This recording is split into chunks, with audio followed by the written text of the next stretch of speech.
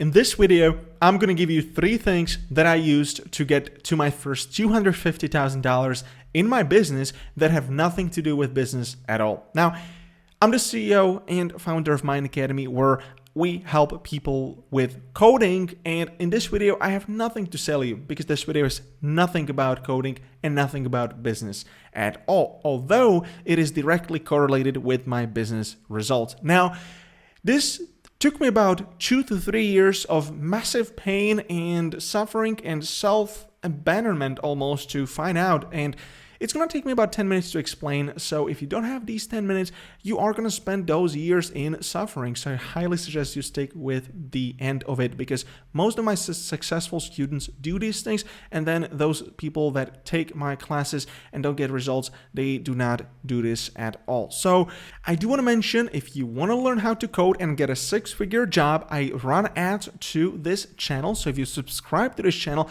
you are going to see these ads every single week. We're doing a rollout of these ads to my subscribers so that you're going to get all these courses completely for free. But the only thing you have to do is hit the like button and hit the subscribe button, because otherwise you're going to miss it. First things first, what is the magic thing? Let me actually check my phone. I got distracted. Don't check your phone. And I'm going to sound cocky, I'm going to sound arrogant. I would say the biggest breakthrough came back in 2018/19, where I discovered that I was spending way too much time on my phone, and I decided to cut it out.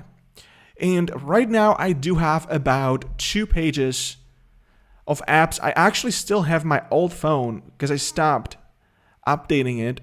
And I do have about 2 pages of apps where the only app that has to do something with human communication is obviously the text message app and the WhatsApp app. And as you can see, I got 3 people there with my team, and that's how I manage myself on my phone. I literally only use my phone to set an alarm clock for meditation, communicate with my team when necessary, and do mandatory calls. Or I simply speak with my family, because I'm not a robot either. Now, the thing with using your phone, a lot of you guys are going to have the excuse you are creating content through your mobile device, and that's fine. But you also have to understand there's such a thing as dopamine addiction, so that when you check your phone, if you got a new like or you got a new comment or anything, your brain is going to register that and you're going to get a dopamine hit. Now, what's going to happen with these hits is every single time you're going to check your phone, that hit will become a smaller. Eventually, you are going to need to check your phone more often to get the same level of hit, right? That's why people get addicted to drugs, and that's why they have to take more and more. Eventually, they overdose and they die. Now, an example of that is someone who just can't keep up not checking their phone for 10 minutes, right? That's a horrible example. You got to cut it out, right? You can either go, as I did, that means cold turkey. That means literally just uninstalling all social media apps from your phone and keeping like this for about a week. That's just fine. And don't worry if you have to manage your business throughout mobile device. Maybe you can agree on using just one channel there, and you can keep all your friends or family out of it. So you only have the core 5 people on your team. If you're a content creator, then maybe I would go as far as suggesting you got 2 phones and you split it, because you have to train your brain to use the phone that you use for content creation only for that purpose during the scheduled hours of the day. So you have to literally schedule it, and then use the other phone as sort of the dump phone, where you're just going to carry it around in case you need to make a phone call or call yourself an Uber. So that's number 1. Number 2, biggest breakthrough when I built my business came from removing garbage. And I mean garbage from, food. That's why I always have healthy food around me, beautiful avocados right here. Because as my teacher used to say, garbage in, garbage out. And if you eat shit, you are going to produce the same.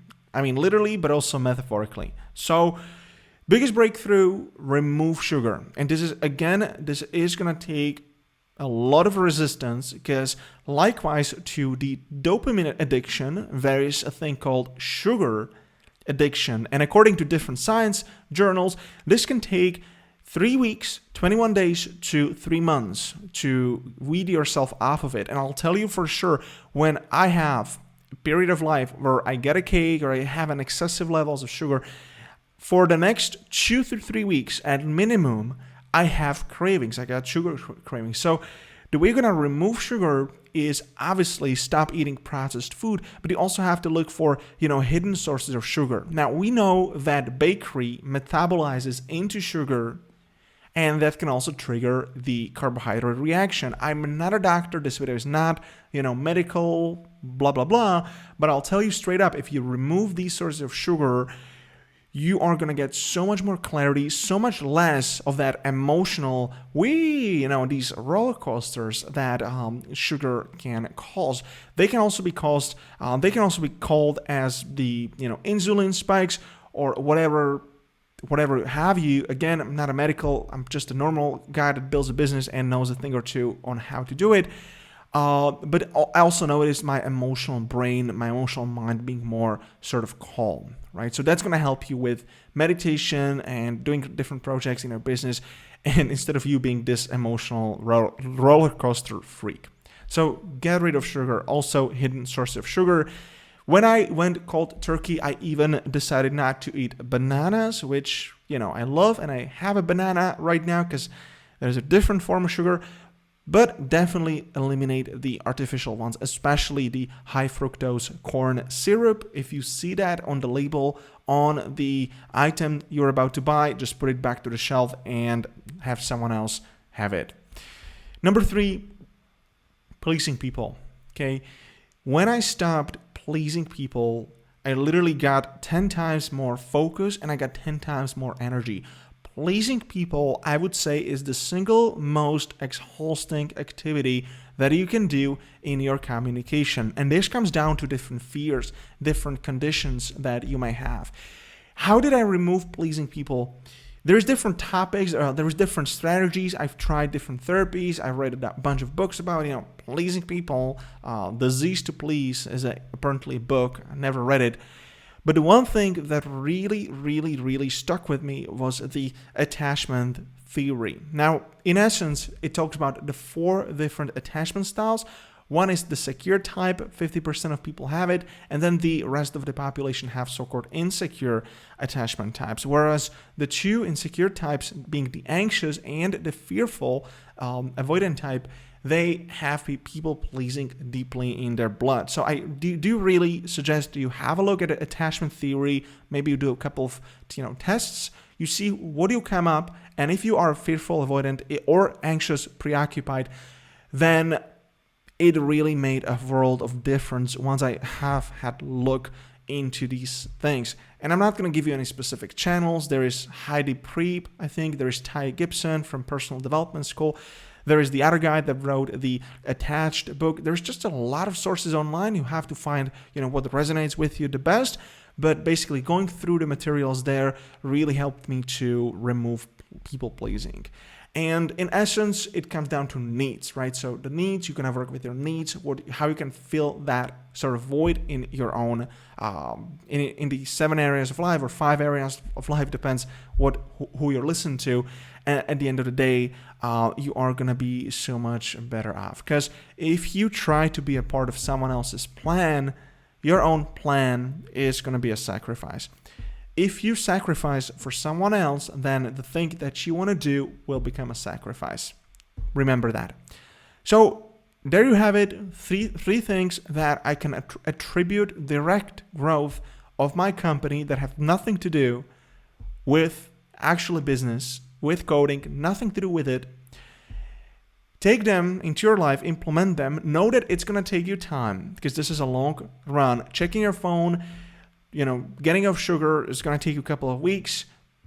Stop pleasing people. Maybe it's going to take you, 3 months because it's a really, really long-term project. But start today and you are going to have tremendous progress if you keep at it consistently, punching it away, chipping away every single day for, the next 3 to 6 months. So I hope you've enjoyed this video. Let me know in the comments what you think, and I'll see you in the next one. Take care.